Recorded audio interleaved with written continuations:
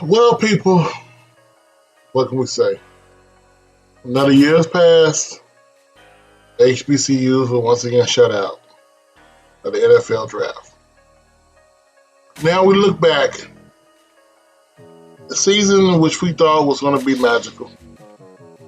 Time frame that was used for the exposure we got from ESPN during the prime years. Remember, this was the year HBCUs would have a lot of draft picks. All the talent would have came back and been able to get drafted. But right now, we can guarantee it didn't happen.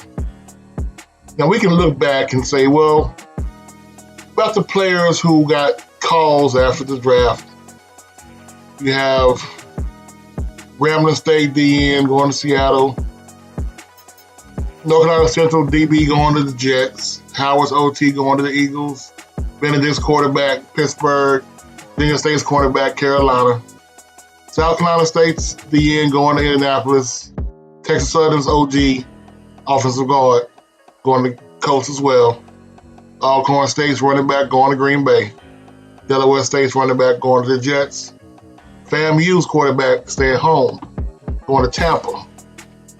Well, Bethune-Cookman and FAMU's receiver going to the Jets.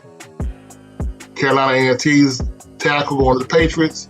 Morgan State's defensive back going to Baltimore. Alabama State's cornerback going to New England. Morgan State again, the linebacker going to the Vikings. And Howard's running back going to the Bears. We can sit back and look at all that and take it with a grain of salt.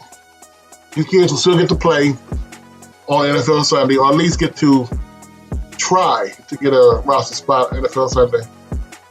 We can look back at that and say it was a great deal. But the answer really is this. What's it going to take to get HBCUs to actually have talent? Now we know most of the talent is focused on the Power 5. Lesser esteemed Group of 5 and FCS in general. But we thought it would be better for HBCUs this year, 2024. Well, with transfer portal being open, a lot of teams are going to go for those grad transfers and go for those 1 to 2 year players. We have to start getting players from the ground up.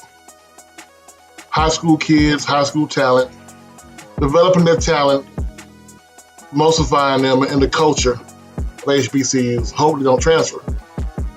The only way we're going to get kids that get to the league on draft day with an HBCU behind their name, if we get said kid when it first starts. We see all these kids come out, kids who are unheralded, who want to go to HBCUs and never get a chance, and end up being a late round draft pick for PWI. I think the scouting has to change.